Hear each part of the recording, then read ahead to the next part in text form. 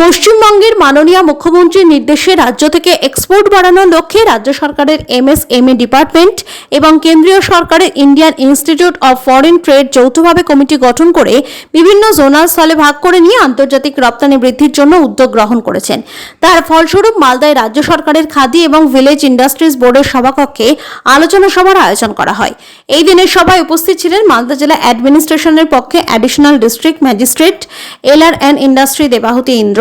জেলার বিশিষ্ট রপ্তানিকারক এবং Malda merchants chamber of commerce and ইন্ডাস্ট্রিজের জেলা সভাপতি উজ্জ্বল সাহা, জিএমডিআইসি মানবেন্দ্র মণ্ডল সহ দক্ষিণ দিনাজপুরের জিএমডিআইসি এবং মালদা ও দক্ষিণ দিনাজপুরের রপ্তানিকারকেরা।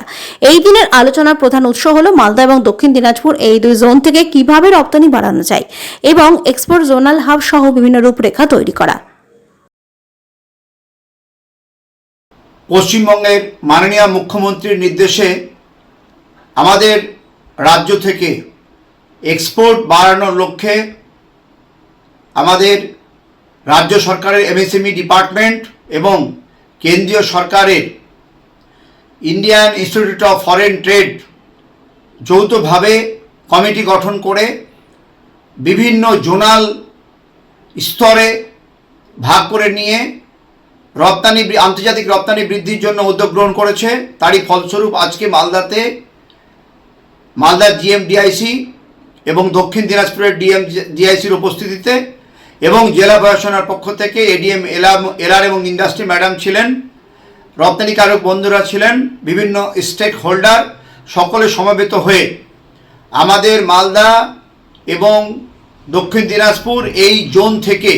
কিভাবে রপ্তানি বাড়ানো যায় এবং আমাদের এক্সপোর্ট জোনাল হাব সে নিয়ে আলোচনা হয়েছে, বিভিন্ন রূপরেখা তৈরি হয়েছে। অদূর ভবিষ্যতে এই সমস্যাগুলো নিরসন করে এই জোনে রপ্তানি বাড়ানোর লক্ষ্যে মাননীয় মুখ্যমন্ত্রীর যে ভাবনা চিন্তা সেটাকে ফলপ্রসূ করার জন্য আজকে রেজলিউশন হয়েছে এবং এই রেজলিউশন অনুযায়ী কেন্দ্রীয় সরকার এবং রাজ্য সরকার ফেডারেশন স্ট্রাকচার মেনে